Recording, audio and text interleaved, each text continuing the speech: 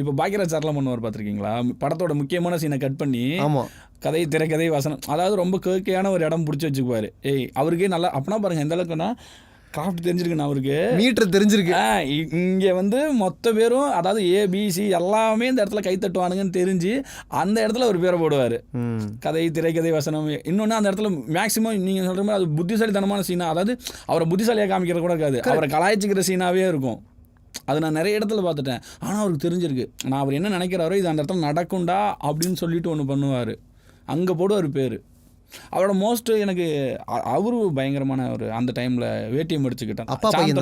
சாந்தனும் அந்த படம் எனக்கு ரொம்ப பிடிச்ச கமர்ஷியல் படம்.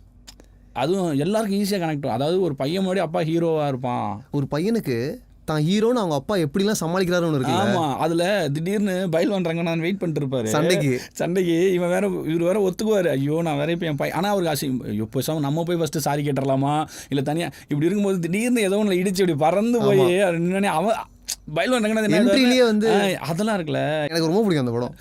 எனக்கு அது ரொம்ப பிடிச்ச படம். அந்த மாதிரி படங்கள் இருக்குல்ல. அதில் இன்னொன்று அவர் ஸ்டைல் ஆஃப் ஒரு ஹீரோயிசமோ அவர் ஸ்டைல் ஆஃப் ஒரு இது இருக்குது. அவர் ஹீரோயிசம் பார்த்துருக்கீங்களா? அவர் கலாய்ச்சிக்கிறது இன்று போய் நாளை வாழ இருக்கட்டும், அதுதான் பண்ணுவார். அவருக்கோட ஸ்ட்ரென்த்து தெரிஞ்சு அதை பண்ணுவார். ரொம்ப அன்சீரியஸ் ஹீரோ. ஆமாம், அவர்லாம் முன்னாடியே நம்ம இப்போ ஒரு இலக்கம் சொல்கிறோம்ல, அவர் அதுக்கு முன்னாடி ஹீரோயிசத்துக்கு வேறு ஒன்று வைப்பார். என்னை நானே பகடி பண்ணிக்கிறேன்டாங்கிறது வந்து ஒன்று இருக்குல்ல, அது பயங்கரமாக பண்ணி அதோடைய பேபேக்கை வச்சு ஒரு ஹீரோயிசம் பண்ணுவார். இங்கே அவரை கலாய்ச்சிருவாங்க, முக்கியமான நேரத்தில் அதையே சீரியஸாக மாற்றி ஆடியன்ஸை ரூட் பண்ண வச்சுருவார். கரெக்ட். அவர் என்ன எடுத்தோடனேலாம் இத்தனை படம் ஹிட்டு நினச்சிருந்த ஒரு 10 படம் ஹிட்டு 20 படம் ஹிட்டு, அவர் டேரெக்டாக சண்டை போடவே மாட்டார். அவர் மொமெண்ட்டுக்கு அந்த ஹை மொமெண்ட்டுக்கு வெயிட் பண்ணுவார், ஸ்க்ரீன் பிளேயில் இடம் கொடுப்பார். அவரை முன்னாடி நிறுத்தவே மாட்டார்.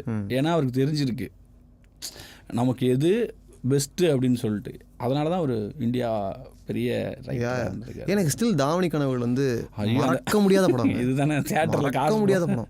தியேட்டரில் காசு போடுறது ஒன்று. இன்னும் அப்புறம் சிவாஜி சார் சாமி கும்பிடுவார். அவர் ஒரு நாத்திகர், இவனுக்காக சாமி கும்பிடுவார், இந்த கேரக்டருக்காக சாமி கும்பிடுவார். அதெல்லாம் வந்து நீங்கள் ஆத்திகரதை தாண்டி ஒரு ஹியூமன். கரெக்ட், ஒரு ஹியூமன். அவர் வந்து அதை இந்த மெசேஜை யாருக்கோ பாஸ் பண்ணும், மேனிஃபெஸ்ட் பண்ணுறாரு. அது நீங்கள் யாருக்கு அது யாருக்கு வேணாலும் வச்சுக்கலாம். அது பிள்ளையாருக்காக இருக்கலாம், இயற்கைக்காக இருக்கலாம்.